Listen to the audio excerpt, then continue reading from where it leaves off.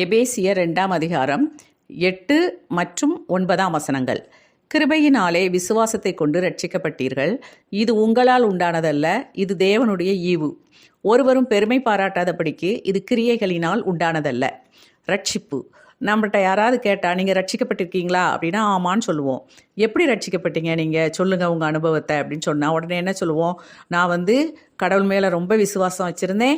அதே மாதிரி ஒழுங்காக பைபிள் வாசிப்பேன், ஒழுங்காக கோயிலுக்கு போவேன், அவருடைய கற்பனைகள்லாம் நான் கை கொண்டு நடப்பேன், எல்லாருக்கும் உதவி செய்வேன், சிறுமையானவர்களுக்கெல்லாம் நான் ரொம்ப உதவி செய்திருக்கேன் அப்படின்னு நம்மளுடைய கிரியைகளை பற்றி நம்ம பெருமையாக சொல்லி அதனால் நான் ரட்சிக்கப்பட்டேன் அப்படின்னு சொல்லுவோம். ஆனால் இதனால் மட்டும் நம்ம ரட்சிக்கப்படவே முடியாது. ஏன்னா ரட்சிப்பு என்பது தேவனுடைய ஈவு, நம் மீது இறக்கப்பட்டு அவர் கொடுக்கக்கூடிய ஒரு கொடை. அது வேணும்னா நம்ம என்ன செய்யணும்? அவருடைய கிருபைக்காண்டி மன்றாடணும்.